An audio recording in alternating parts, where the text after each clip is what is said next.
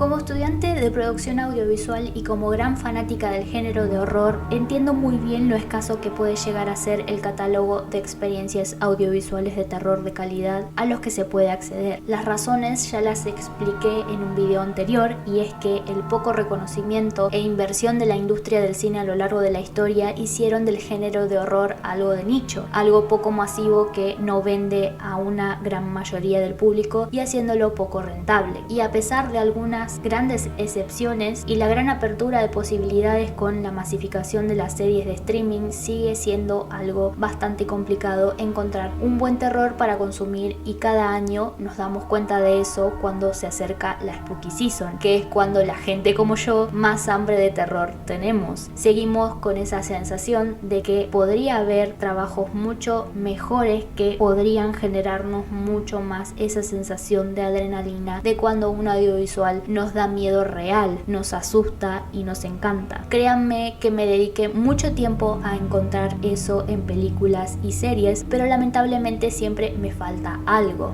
que muy pocas veces se consigue en cintas en tercera persona, y muy pocos directores logran hacer que te metas en sus historias y logren una inmersión semejante a la de estar en esas situaciones terroríficas y desagradables con los mismísimos personajes. Nunca conseguí sentir con películas o series el terror en primera persona que sentí muchas veces con los videojuegos de terror. Estoy grabando de día y hay mucho ruido afuera. Ignoremos el hecho de que estoy grabando de día. Este es el único momento en el que pude hacer esto, en el que encontré momento para hacer esto, así que voy a empezar con este video al fin. Hace tanto tiempo que tengo ganas de hacer esto. Este guión creo que lo tengo hace mucho tiempo preparado, recién esta semana lo pude terminar. Prepárense porque este video es como los viejitos, un guión con mucha información en muy poco tiempo. Medio que van a estar un poquito abrumados, pero si prestan atención van a salir llenos de información y de cosas lindas de este video. Voy a arrancar. Hola, estúpidas.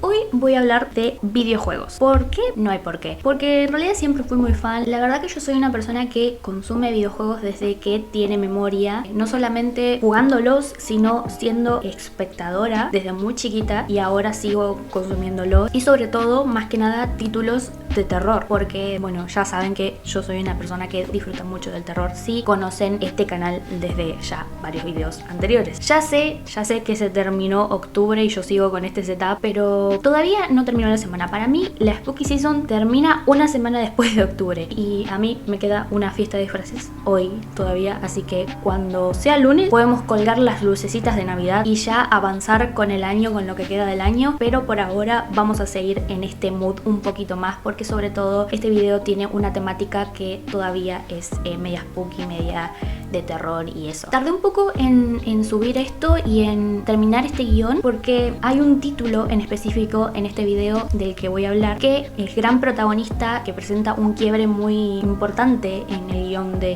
este video, y hace poco se estrenó una película basada en este título, y estoy hablando de Five Nights at Freddy's, y quería esperar, aunque sea verla 2 veces a esta película antes de publicar una review, que es lo que viene a lo último de este video, porque lo que va a suceder ahora en ese video es un pequeño repaso en la línea temporal de lo que vendría a ser la historia de los videojuegos de terror y su estética un poco, porque ya saben que yo hago ese tipo de cosas, y al final una pequeña cortita review, opinión sobre la película de Five Nights at Freddy's, muy personal, extremadamente personal. Si escuchan ruidos es porque es de día y yo vivo en un barrio con gente y donde hay perros y pájaros y aviones. Decía que quería hacer no solamente lo que contiene este guión en sí, sino que también quería hacer una review de la película de Five Nights at Freddy's, así que tuve que ir a verla por lo menos 2 veces al cine, y ya lo hice. Quería matar 2 pájaros de un tiro. Bueno, otra vez ya me dejó de joder y voy a eso.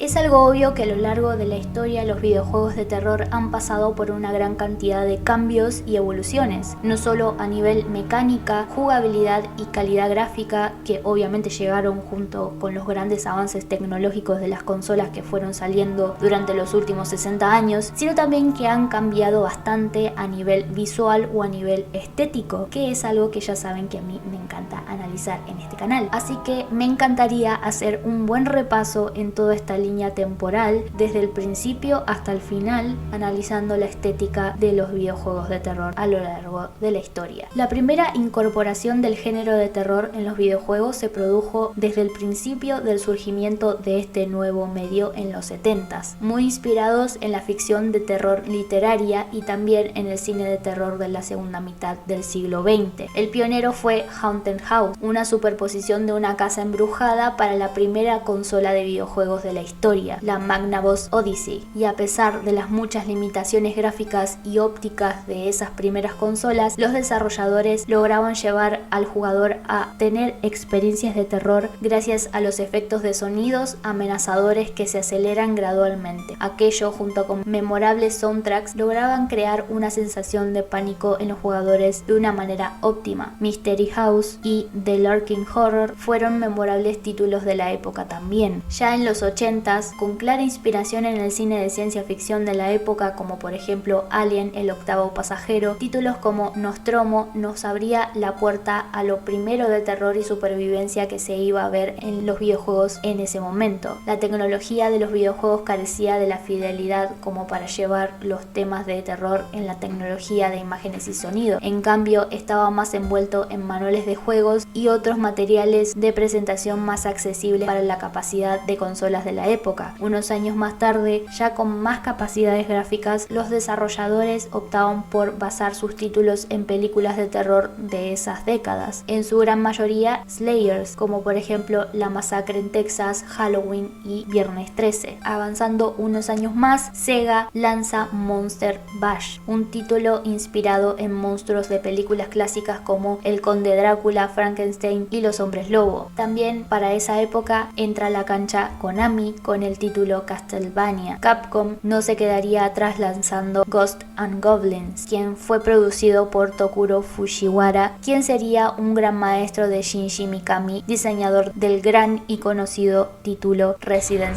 Evil, marcando el primer quiebre y un gran paso en la historia de una nueva generación de videojuegos de terror, los survival horrors, trayendo con él la edad dorada de los videojuegos de terror. Hasta ese momento, el género de terror en los videojuegos había tenido el mismo destino que cualquier audiovisual y hasta incluso actualmente, un público completamente limitado y cerrado, pero aún así muy fiel, que seguían atentamente los títulos que iban saliendo. Pero no fue hasta el principio de los 90, con el inicio de la edad de oro de los videojuegos de terror, que empezó a ser un poco más rentable y empezaron a ganar un poco más de dinero, ampliando bastante el público. El título Alone in the Dark, fuertemente inspirado en la ficción del autor literario H.P. Lovecraft, fue uno de los primeros videojuegos de terror en brindar una experiencia más inmersiva, utilizando figuras de 3D dibujados sobre un fondo en un pre-renderizado en 2D para que los jugadores controlen a su personaje desde un ángulo de cámara fija. Esto permitió a los desarrolladores crear la necesaria sensación de tensión a lo largo del videojuego de aventura, sumergido al público dentro de escenarios oscuros, lúgubres, muy semejantes a pesadillas en los que deberían sobrevivir y escapar de terroríficas criaturas desconocidas. Este título sería de gran inspiración para engendrar la gran franquicia de Resident Evil, quien definió y popularizó los subgéneros de supervivencia y disparos, donde el tema común es escapar o sobrevivir a un equivalente de un apocalipsis zombie con armas, municiones y aguante limitado. También es conocido por otros desafíos que no son de combate, como resolver rompecabezas en ciertas ubicaciones del mundo, además de recopilar y gestionar un inventario de objetos. Los escenarios se diseñan como oscuros y claustrofóbicos, a menudo se utilizan condiciones de luz tenue o sombría y ángulos de cámara y de visión que restringen la visibilidad para desafiar al jugador y proporcionar suspenso. Adentrándonos un poco más en los 2000, con la GameCube y la PlayStation 2 reinando la generación de consolas en ese momento, los títulos que habían destacado en años anteriores lograban sus peaks a nivel gráfico, siguiendo con el legado de los survival horrors que nacieron con Alone in the Dark, ya antes mencionado. Se le daba la bienvenida al subgénero de terror psicológico con el nacimiento de la franquicia de Silent Hill. Este subgénero está destinado a asustar al jugador a través de estados emocionales, mentales y psicológicos, en lugar de hacerlo directamente con monstruos o sustos directos. Aunque estos siguen existiendo y se camuflan con los diversos elementos del juego hasta contribuir y reforzar la atención constante. En la última instancia, el miedo proviene de lo que no se ve más de lo que se ve. Estos videojuegos comúnmente se basan en percepciones poco confiables o la cordura cuestionable del jugador o personaje. Estos videojuegos pueden explorar el miedo a perder la capacidad de pensar racionalmente o incluso a reconocer su propia identidad. Los videojuegos de terror psicológico presentan lugares claustrofóbicos en los que hay que recorrer varias veces un mapa o localización del juego que obliguen al jugador a dar muchos recorridos y buscar elementos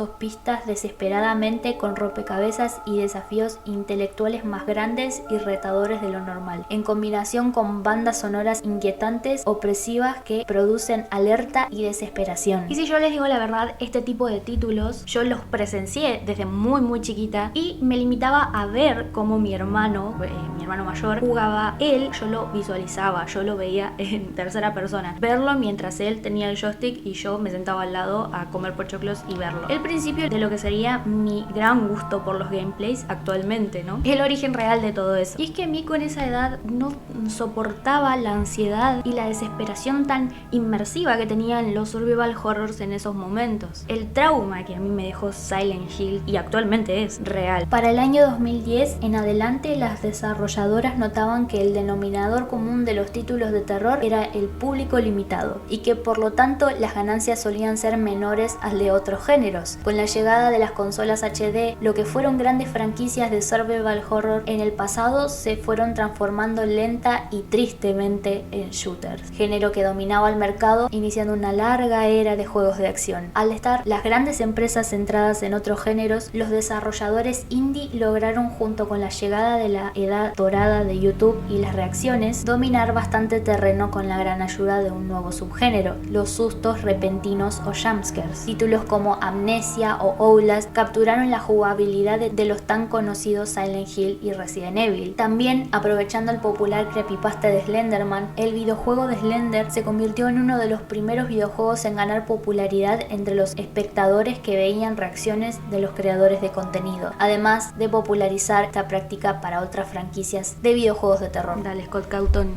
calentá que entras a la cancha. La serie de Five Nights at Freddy's entra en la ecuación y es acá donde se da otro gran quiebre en la industria de los videojuegos, y es que este título no solo fue una gran explosión en popularidad gracias a otra vez el masivo público que tenían los creadores en internet, sino que también cambió por completo la forma de guionar la historia para un videojuego. Hasta ahora los guiones eran historias con varios finales diferentes o con un solo camino por seguir, pero siempre eran escritos así y eran completamente fijos. Five Nights at Freddy's llegó para cambiar por completo eso, dándole el aura de misterio a una historia con muchas partes faltantes, cabos sueltos que hicieron que la fanbase creciera de manera desmedida por la creación de teorías, headcanons y arte inspirado en el lore de la franquicia. Y no estoy diciendo que los grandes fandoms de videojuegos no hayan existido desde antes de Five Nights at Freddy's, pero sí hay una gran marca, una huella que hasta el día de hoy se siente que es completamente innegable sobre el extenso fandom de este juego. Y es que de por sí, sin desmerecer, la jugabilidad del juego creado por Cawthon no deja de ser de un género de susto repentino, donde todo está diseñado en torno a momentos destinados a sorprender o conmocionar inmediatamente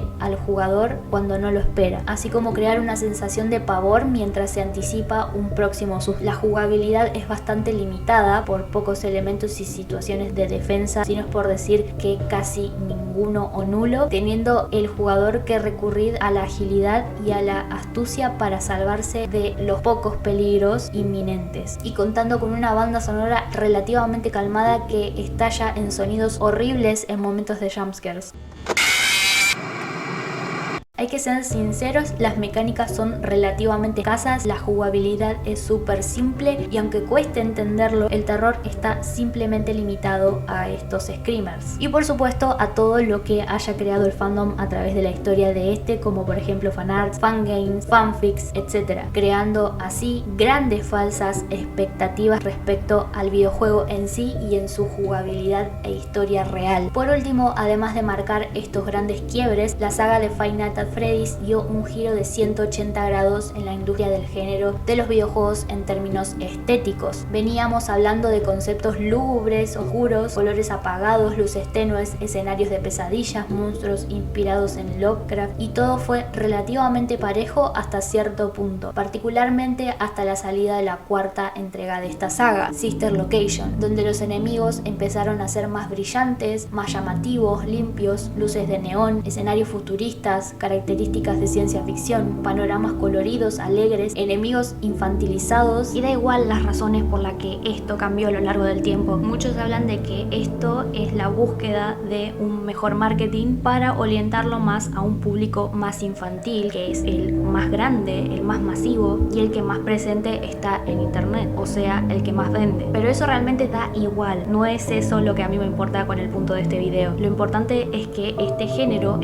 existe y es lo que más se consume en este momento. Y aunque a muchos les cueste admitirlo, esto sigue siendo terror, un tipo diferente de terror al que consumíamos antes, pero podría tranquilamente considerarse un nuevo subgénero, algo así como un terror infantilizado, donde destacan los colores vívidos, los escenarios para niños, como pizzerías temáticas, jugueterías abandonadas, con enemigos animatrónicos o juguetes poseídos, todo en conjunto para hacer una nueva forma de terror. Títulos como Poppy Playtime, Gartic Batman y los últimos títulos de Five Nights at Freddy's como Security Breach nos dieron todas estas condiciones al pie de la letra. Existen, a pesar de esto, varias excepciones que se diferencian de esta nueva norma, como la de traer de nuevo los Slayers y experiencias donde un asesino persigue a un grupo de personas que tratan de sobrevivir a una noche de pesadilla, retornando un poco a las cintas de los 80s, como por ejemplo lo son The Quarry o The Until Dawn, que nos traen un poco de vuelta la esencia del survival horror, o incluso títulos nacionales que nos trajeron premios a casa en Another coronación de gloria, como lo es Madison, creado por un desarrollador argentino, gran y muy recomendado videojuego que trae de vuelta una experiencia muy similar a Silent Hill, trayendo suspenso y desesperación constante combinado con sustos repentinos y regalándonos también el horror triste, melancólico y psicológico de la vieja escuela. Y en este punto nos encontramos ahora, en esta nueva forma de terror infantilizado en los videojuegos.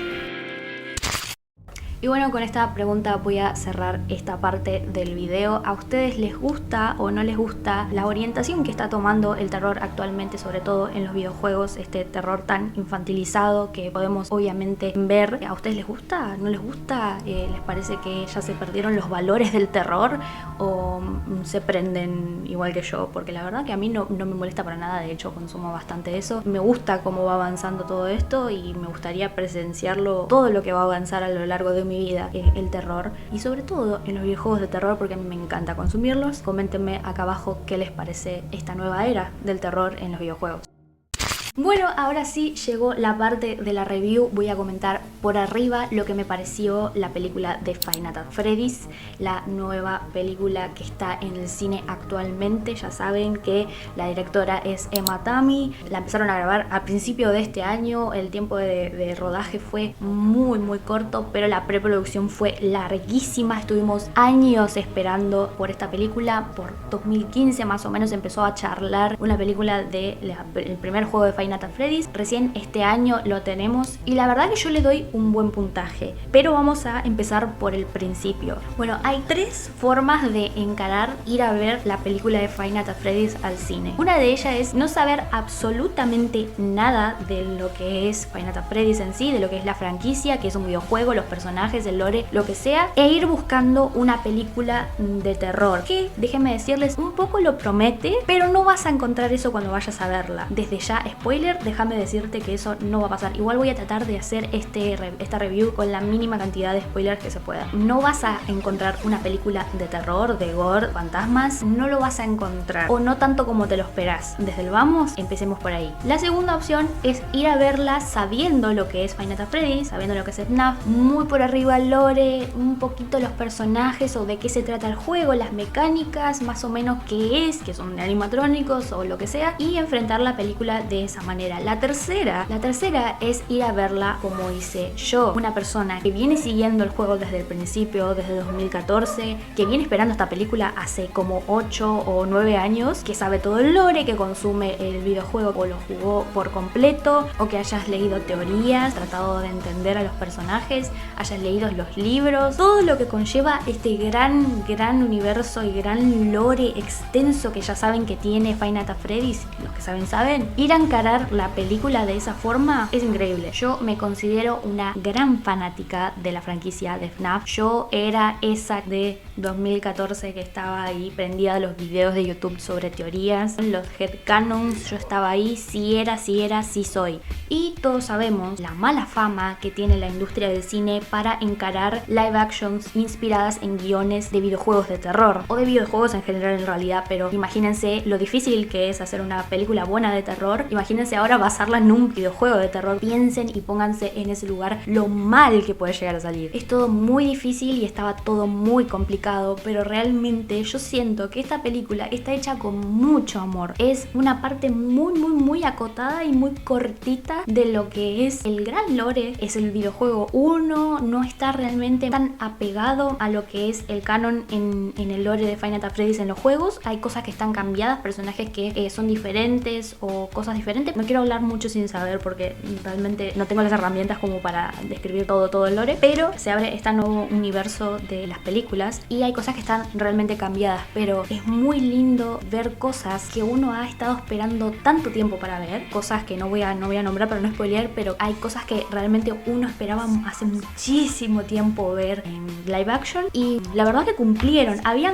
Hubieron cosas que faltaron, lo sé, hay muchas cosas que faltaron. Tengamos en cuenta que esto es una pequeña parte nada más de todo lo que puede llegar a abrirse con este nuevo universo, pero está muy bien lograda a nivel de que eligieron muy bien el hecho de que se hagan los efectos de una manera práctica y no especial, no CGI. Es muy bonito ver los animatrónicos hechos en la vida real, están muy bien hechos, están muy fieles a los renderizados del videojuego y eso es un mimo al alma realmente. Los easter eggs, cuando uno conoce el lore, por eso digo que necesitas saber y la experiencia es mucho mejor cuando ya sabes todo sobre el lore. Los easter eggs son mi cosa favorita, ver cosas que uno ya había pensado o imaginado alguna vez como podrían ser en la vida real, llevados a la vida real. Hay detalles, guiños directos al fandom, cosas que solamente nosotros sabemos y lo encontramos en la película. Eso es muy bonito. Como digo, es una carta de amor, es un mimo al alma que nos regalen ese tipo de cosas y yo sé que Scott Cawthon está muy detrás de eso porque él es muy apegado a la comunidad, sabe lo que queremos, nos lee todo el tiempo. Nada, es muy bonito, a mí me gustó. Está muy bien esa decisión de hacerlos en vida real a los animatrónicos, la pizzería y todo eso, porque es algo que se podía llevar a la vida real. Los animatrónicos que se usaron como utilería en la película realmente eran funcionales. Esas pizzerías de ochenteras con animatrónicos que hacían shows existen en la vida real y se podía hacer, lo hicieron y se logró bastante bien. También, más allá de la historia, quiero hablar un poco de lo que se viene hablando y es la falta de gore, la falta de terror, lo mal calificada que está. Para mí, si vos esperabas un gore muy agresivo de la película de Five Nights at Freddy's, es porque no sabes absolutamente nada de la franquicia, nunca consumiste nada sobre eso o estás un poco confundido. Déjenme desarrollar. La cosa es así. Five Nights at Freddy's es... Para entender la historia de Five Nights at Freddy's, es una franquicia con una comunidad muy grande, muy extensa, llena de mucha gente muy talentosa que a lo largo de los años ha creado contenido en base a esta franquicia muy buena, pero un poco exagerada y desapegada de lo que vendría a ser el canon del videojuego. Uno cuando va a jugar el videojuego de por sí, tiene esta fama de que realmente da miedo o no da miedo este videojuego. Y la verdad es que, como ya expliqué en el guión, las mecánicas del juego realmente no son tan atractivas o tan avanzadas como uno se esperaría de un juego de terror. Es muy simple, es muy sencillo y es que lo que hace a Five Nights at Freddy's es la comunidad. La comunidad ha creado muchas cosas, fanarts, fangames sobre todo, headcanons y cosas que se han hecho canon porque lo inventó primero la comunidad y Scott Cawthon recién ahí se dio cuenta de que era buena idea meterlo en el canon, ¿entienden? Como ha pasado con varias cosas de la película. Entonces yo creo que hay una sobreexpectativa que se ha creado en el público muy masiva, muy colectiva, que si no estás tan adentro centrado en los videojuegos reales, no lo esperarías verlo en la película, porque había mucha gente que se enojó cuando dijeron que habían jumpscares en la película y que eso no es verdadero terror. ¿Qué esperas de una película basada en un videojuego que está llena, plagada de jumpscares y que su manera de asustar son los jumpscares, los sustos repentinos? ¿Por qué no los habrían en la película si el juego se trata de eso? Primero porque estamos en una categoría de más 13 años y no se pueden poner muchas cosas explícitas porque el público de Five Nights at Freddy's es muy de edad muy corta, adolescentes que han crecido con esta franquicia y ahora van a ir a ver la película y no podían poner una clasificación de más 16 o más 18 porque mucho público se quedaría fuera y no sería conveniente. Segundo porque en sí vos jugás los juegos de Five Nights at Freddy's y no encontrás un gore muy explícito, no encontrás un terror muy grave. Esas cosas se han hecho a lo largo del tiempo en la comunidad, no en el juego, no en el canon. No esperes cosas de una película basada en un juego que no están en el videojuego. Mucha gente, parte de la comunidad incluso, ha esperado cosas que no iban a pasar. Pero yo realmente pienso que esta película está muy bien hecha, tiene detalles muy bonitos y a mí me ha gustado mucho. Algo para agregar también acá, y es que creo que en esta reseña estuve siendo demasiado buena. Tampoco quiero decir que la película sea perfecta, de hecho ya lo aclaré, si estás buscando algo extremadamente de terror no lo vas a conseguir, aunque hubieron varios momentos en los que sentí que la película estaba llegando al extremo en fanservice y eso hacía que te deje un poco descolocado, teniendo algunos momentos bastante anticlimáticos en los que yo realmente me pregunté qué onda con esto, me sacó mucho de onda como dirían, pero el guión supo volver a recuperar el clima entre comillas terrorífico que venía teniendo hasta ese momento y se supo recuperar y logré disfrutar del resto de la película muy bien. Y de hecho es una película, creo que una vez que salga en plataformas o lo que sea, va a ser una gran película de confort para mí porque es muy bonita y también hay que decirlo, se han quejado mucho de esta película y la está rompiendo mal en taquilla, pero mal. Ya se está hablando de una gran secuela y estoy muy contenta al respecto porque hay mucho que abarcar de la historia de Five Nights at Freddy's y me gustaría verlas IRL. Recomendación, si no conocen mucho de la saga de Five Nights at Freddy's, no vayan a verla, no van a encontrar lo que esperan y si están abiertos de mente para encontrar algo bonito creado para la comunidad, vayan a verla, lo recomiendo, es una gran experiencia, no solamente por la película en sí, el guión y todo esto que hablamos, sino por la experiencia de ir al cine. Fue la primera vez que me encontré con la comunidad FNAF en persona, iban todos montados, todos disfrazados, cosplayados, con referencias y también ver al público reaccionando en las mismas partes que uno reaccionaba, los aplausos, esa parte es muy bonita y si esas cosas no te gustan, no vayas porque la vas a encontrar. La gente que le molesta que la gente aplauda en el cine, no vayas a ver la peli de FNAF porque está plagado de gente que sobre reacciona porque está muy emocionada porque esperó por esto mucho tiempo igual que yo. Así que nada, esa es mi recomendación. Si no te gusta la saga o no sabes nada de la saga, no te va a gustar la película, pero si estás muy apegado al título te va a encantar, como a mí. Y un shout out muy especial para Matthew Lillard, que fue y es el mejor William Afton que podríamos haber pedido. Gracias Matthew Lillard por hacer tanto por el cine de terror.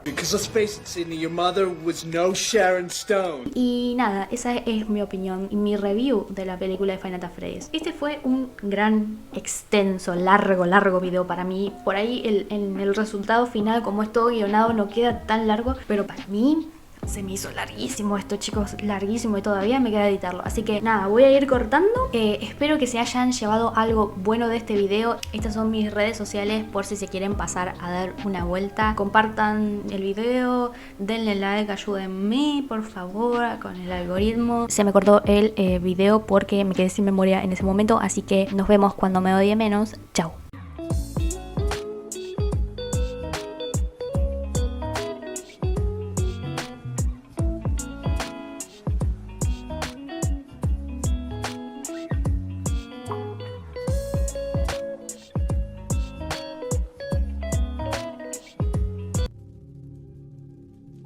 Always come back.